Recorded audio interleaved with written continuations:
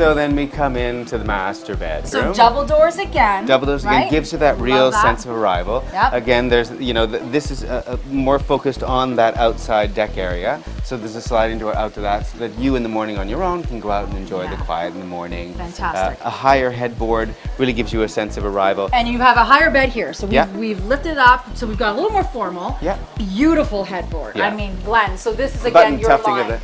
The button tufting of the headboard gives it that sense of significance. That, you know, the tufting and the diamond tufting is really beautifully done. Yeah, I love it. And Glenn, I love the nail heads, and you can get these now in various colors. So you can get them really chromy and shiny, a little more muted. Yeah, you can match them in. I mean, it's just another detail that's like doing a piping, but it gives you that added detail. You can do them in a bright chrome or a gold, or you can do them black or something more matted than that. You can do them in, you know, even if you want to do a little Swarovski crystal, if you wanted to do something really girly. Now we're talking. I love that. I thought you'd like that. And all your bedding and everything, this is you guys as well? Yep, this is bedding that we do. Beautiful.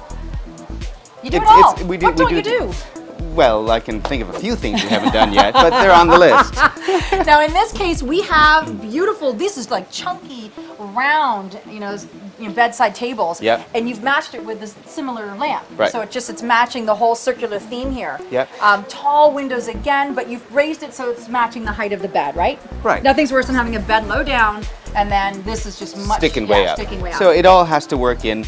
I mean, as a really simple design tip, people are comfortable with pyramids. They like the idea. When you think of trees and mountains and all that stuff, we're used to that. We're accustomed to that shape. Okay. So the bed being the highest point, it comes down in that same sort of peak. So you're trying to build peaks. The idea of having something round on the floor, although you lose some of the function of being able to store things in there, you have the nightside table. It gives a little bit more space in the room, so you don't have something heavy sitting on the floor. And then, here we are in the bedroom. Oh, this is the bathroom. Oh, check it out. Oh, look, see, a little moment. Little Mr. and Mrs. So I love this again. Right. One piece. It's relatively narrow. Yes, it is. So we're using up the space that's on either side. Again, a pocket door, so that you eliminate the door swing, which is something that can be a real problem if you're in particularly small spaces. Having to deal with door swing means that I can't put anything in front of the door, behind the door. This way, I just pull the door across. You pull it closed and open. And the nice thing about this too is you can get the pocket doors where if you have, let's say, mirrors or theme in your home, you can have them done where mirror inserts, or you can have the shaker style panel. You can have it frosted. You could actually have it see-through. Yeah, you could. So there's lots of choices now, more than ever, in terms of pocket doors. I just find that in master bedrooms, we don't close the door that often. No, I agree with you. I agree with you.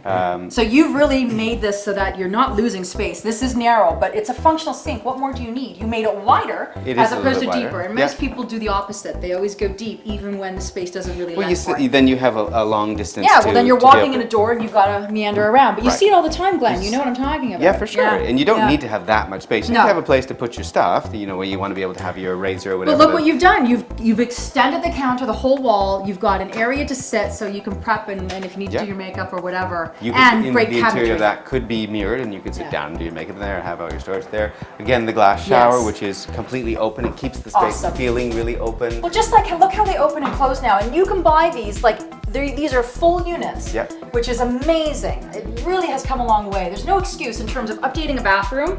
It's easier than ever. And you've gone for the larger tile this time, so instead of the rectangular, we're doing the big chunky squares. Light, you carry it up to the wall again, so you've got that beautiful accent. It works. And we've tiled the entire wall. Yes, the tile right wall. behind the toilet and right across the whole wall. So the tile becomes a feature. Yeah. Because this is a little bit more formalized, you have a slightly more, marble looking porcelain. Again, a porcelain, you wouldn't necessarily guess is a beautiful. No, it looks like marble. It does. You would think it's marble. It's and beautiful. It gives you that sense of I'm in a classier space. I agree. And of course, we've looked at the grout, smaller, but you've kept it white and light. And the smaller it is, of course, you don't see it as much, right? It's you need to have some grout, but you want to keep the grout line as small as possible. All right. And did we continue the cabinetry as we did the kitchen? We absolutely. So there you go. Same, and that's just a cost savings. I love you guys though, because you think of that. You work with people's budgets. You find ways in which you can maximize, because we want to do it all. We do.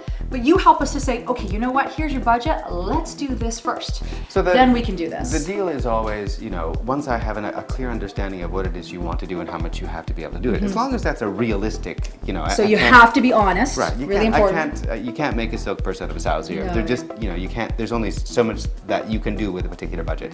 But if the budget is reasonable, then it's possible to say, listen, you know, here are the things that are really going to give us bang for our buck. Here are things that are really going to give us wow, and here are things that don't matter so much. So you might not necessarily, you know, you don't come into this bathroom and go, oh, well, they've used the same cabinetry they did in the kitchen. You don't notice that. You do think, oh, what a beautifully appointed bathroom. Don't. Yeah, no, absolutely. Now, can we talk a little bit about the importance of shows like this? So, of course, we're at the National Home Show, and there's so much to see here. And as a designer, somebody that's in the industry.